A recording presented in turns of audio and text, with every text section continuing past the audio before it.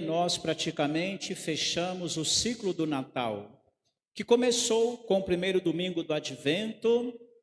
Nós então preparamos 4 semanas para a celebração do Natal, do nascimento do Senhor.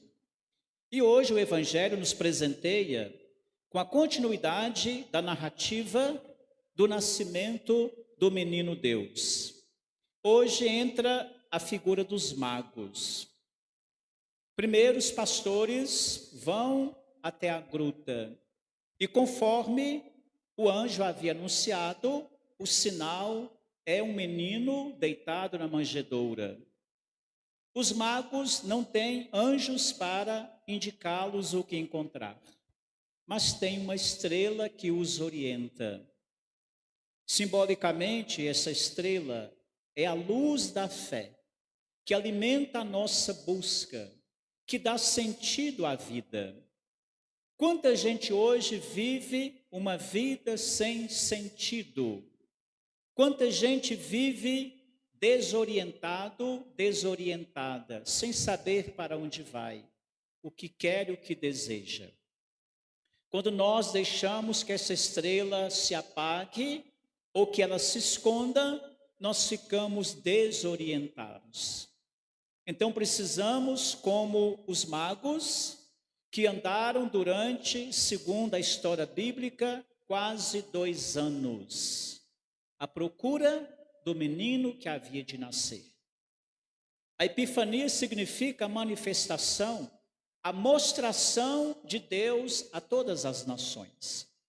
E se nós ficamos atentos na liturgia da igreja, tendo como base a Escritura, esse Deus que vem numa criança, que vem humano, se manifesta a quem tem o coração aberto.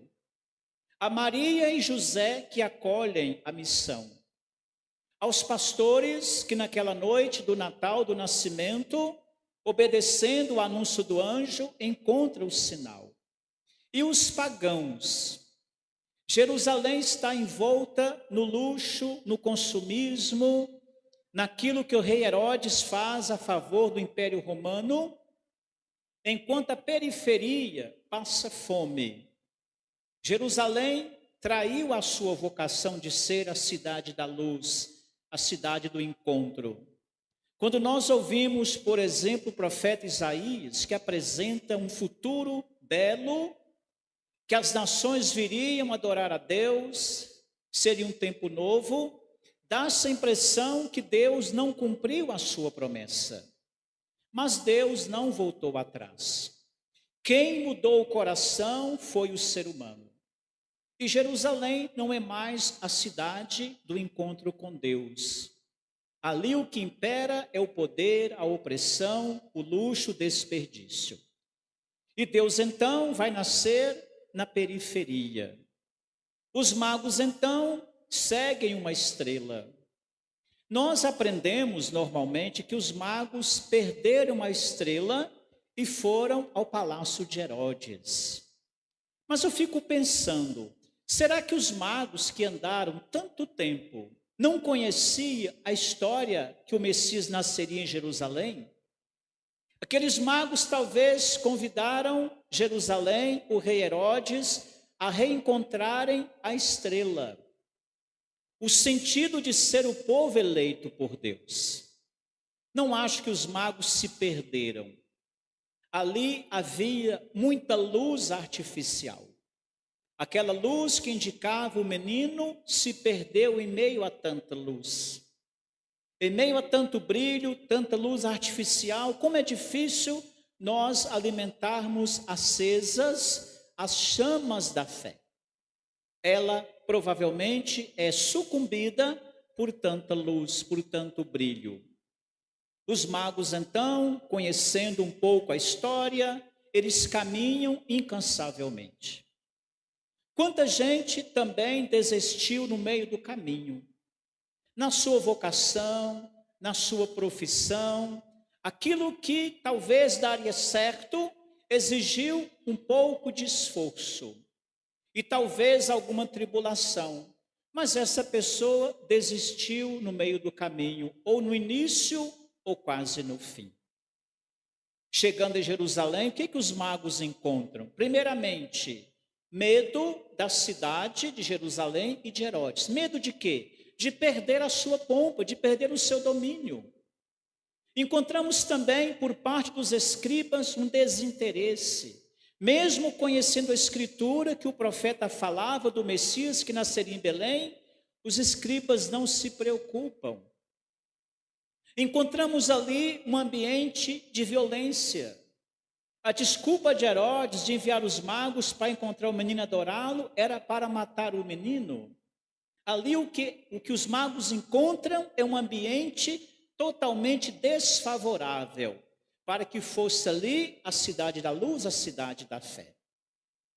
Os magos então retomam o caminho e novamente veem a estrela e sentem uma grande alegria.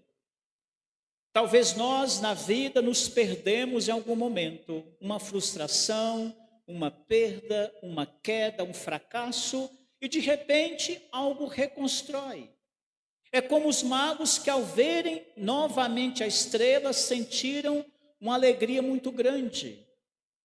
A novidade tem que ser buscada por nós, mas também construída. Os magos empenharam tempo e recursos nesta busca. Uma pergunta que eu faço para você, irmão e irmã. Quando você sentiu uma profunda alegria com um reencontro ou com algo conquistado? Não estou falando de euforia, de emoção passageira, mas uma alegria que vem de dentro, que transborda ao ponto de você se perguntar de onde vem tanta alegria, tanta coisa boa. É isso que aconteceu com os magos. Quando perdemos a nossa estrela, nós cansamos de buscar e acostumamos com a rotina. Entra ano, sai ano, e nós estamos os mesmos.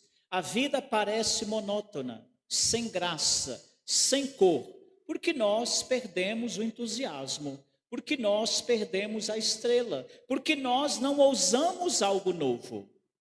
E passamos a vida lamentando o que nós não temos ou o que nós perdemos. Os magos não ficaram desorientados porque perderam a estrela. Dialogaram, conversaram, tentaram certificar-se que ali o rei havia nascido, mas não encontrando, retomaram seu caminho. Então você precisa, nesse ano que começa, a pensar: qual projeto de vida eu abandonei? Onde foi que eu perdi a minha motivação? Onde estava o meu sonho, meu entusiasmo que foi perdido? E quando os magos reencontram a estrela, ficaram alegres. Por quê? Retomaram o caminho. A vida é movimento, é busca constante. Quando entraram na casa, não foi no palácio de Herodes, nem em outro palácio, mas na casa, o lugar da convivência, o lugar simples. Encontraram o menino e sua mãe. A mãe está junto com o filho. E diante daquela cena, porque buscaram, porque sabiam que estavam buscando, os magos, como os pastores, ficaram encantados e adoraram. Ajoelharam-se diante dele em adoração, como reverência, mas também para se igualar ao menino. Na manjedoura, a criança está no chão. Os magos importantes ajoelharam-se, baixaram-se ao nível do menino para adorá-lo. Às vezes nós, irmãos e irmãs, buscamos coisa grande.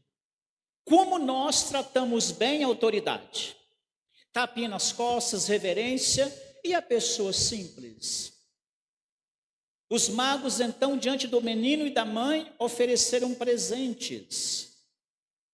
Às vezes nós temos uma oração, uma fé só de petição. Nós só pedimos. O que nós oferecemos?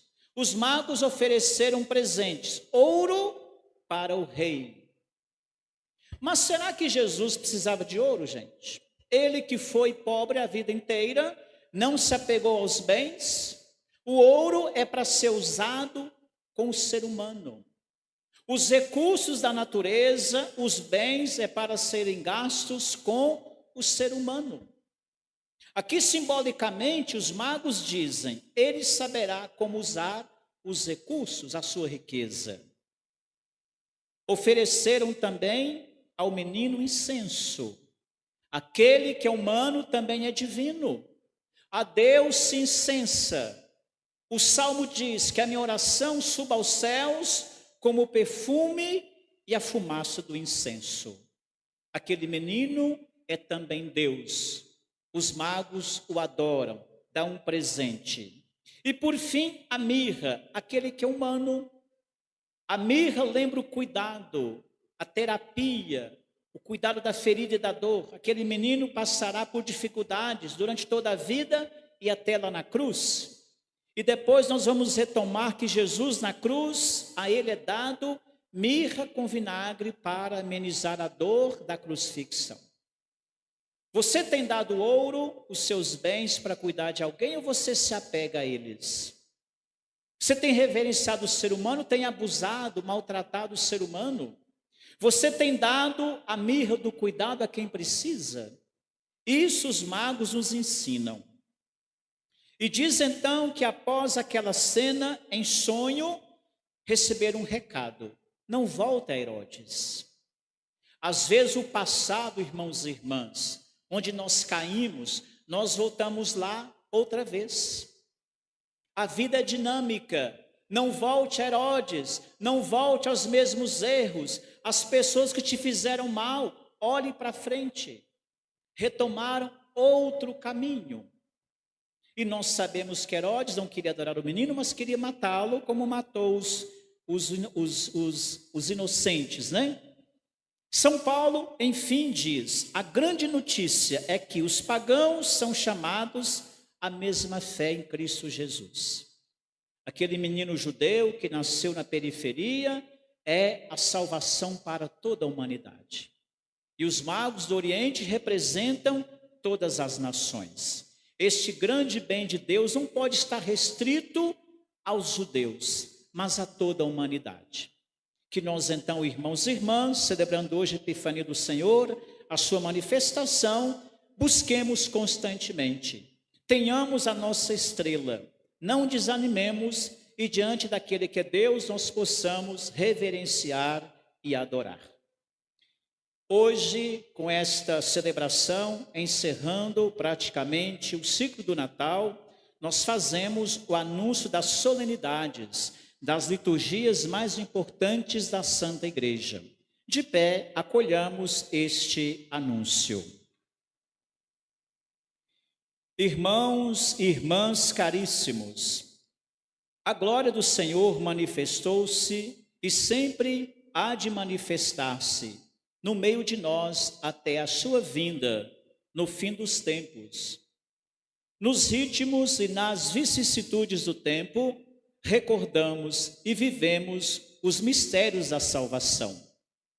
O centro do ano litúrgico é o tríodo do Senhor crucificado, sepultado e ressuscitado, que este ano culminará no domingo da Páscoa, 5 de abril. Em cada domingo, Páscoa semanal, a Santa Igreja Católica torna presente este grande acontecimento no qual Jesus Cristo venceu o pecado e a morte. Da Páscoa do Senhor procedem todas as celebrações do ano litúrgico, as cinzas, início da Quaresma. Este ano, 18 de fevereiro. A Ascensão do Senhor, a 17 de maio. Pentecostes, a 24 de maio. Corpus Christi, ou seja, corpo e sangue de Cristo, a 4 de junho. O primeiro domingo do advento deste ano ocorrerá no dia 29 de novembro. Também nas festas da Santa Mãe de Deus, dos apóstolos, dos santos e na comemoração dos fiéis defuntos, a Igreja peregrina sobre a terra proclama a Páscoa do Senhor. A Cristo que era, que é e que há de vir, Senhor do tempo e da história, louvor e glória pelos séculos dos séculos.